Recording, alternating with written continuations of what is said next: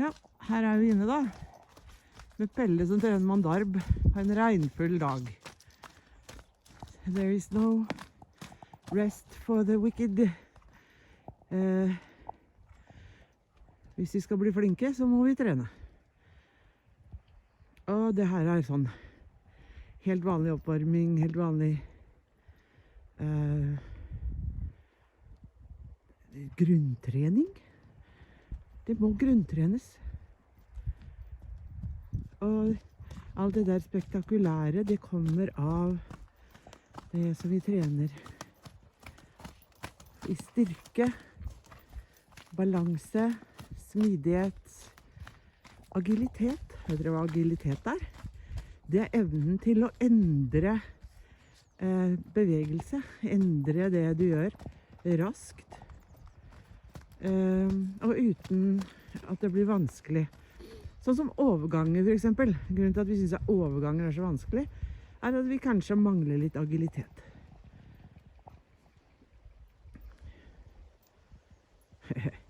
Så her øver de på å legge vekt på bakparten, og det kalles jo en levad, da, eller det er forsøk på det i hvert fall.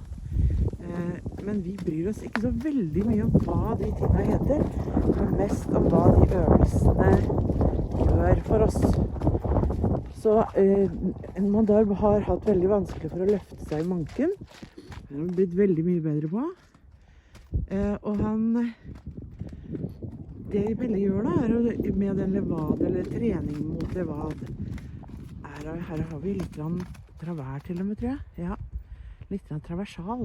Det betyr at han engasjerer begge bakbeina litt mer mens vi traver.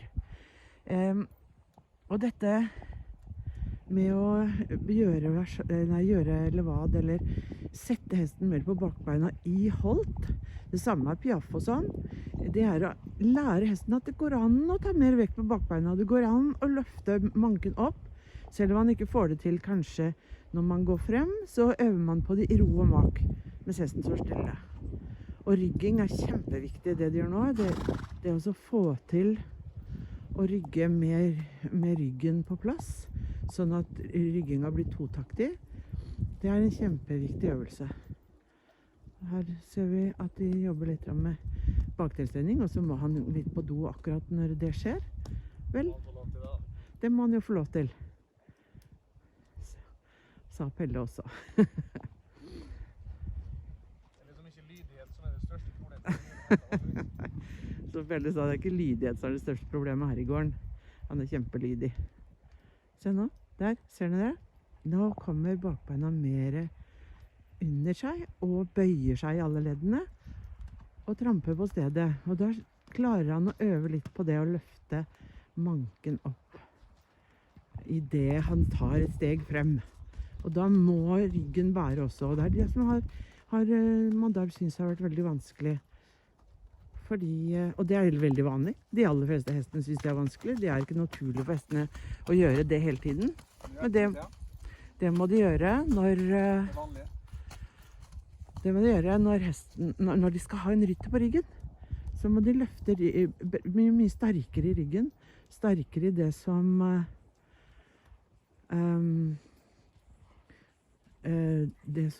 gjør at ryggen kan løfte når bakbeina setter seg under og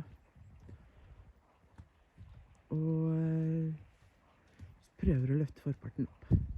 Så nå spurte Pelle om Thea kunne være med å hjelpe til litt med energi fra bakparten, sånn at den energien ikke bare går på at bakbeina løfter seg og spretter litt, men at de bærer.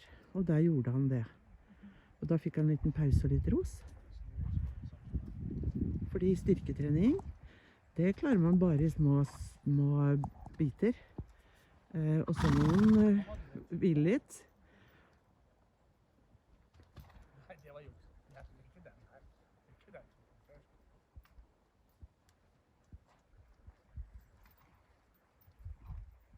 Så prøver vi igjen.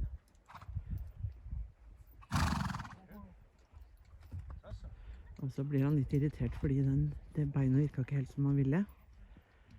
Så prøver han igjen, og så får han det til.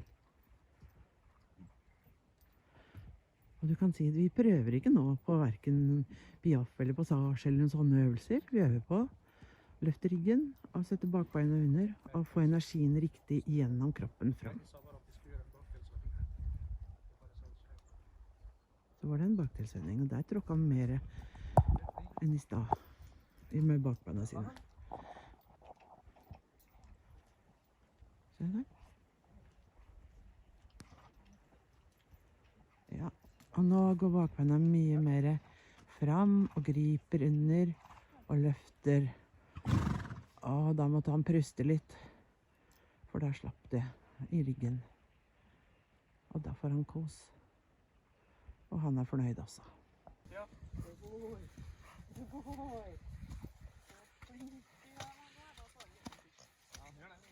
Du er så flink. Ja, oi. Og da blir han helt sånn her, når han går frem, så blir det ikke en sånn kakung. For nå er han fremdeles i bæring. Ja, Og alt er helt sånn her. så kult. Hva er sånn her? Fortell. Vi trenger nesten ikke å ta i noen ting. Nei? Og hvis jeg trenger å bøye han, så svarer han for alle de tingene jeg har lyst til. Ja. Med helt myk hånd. For nå kommer energien fra bakbeina. Det pleier jo det med deg alltid, men noen ganger så klarer ikke hesten å få den energien helt fram til hånda. Nei, det er det der, for meg så er alltid det vanskelige akkurat under der salen sitter, holdt jeg på å si. Ja, Men så er det sånn, hvis du ser på fantastisk godt trente hester, både historisk, sånn som når Da Vinci reiste rundt og lette etter stridshester, ja, så den tegningen han lagde da, ja, eller på de flotteste tyrefekterhestene også, ja, så er det en helt enorm nakke, og sannsynligvis tilhørende rett bak manken.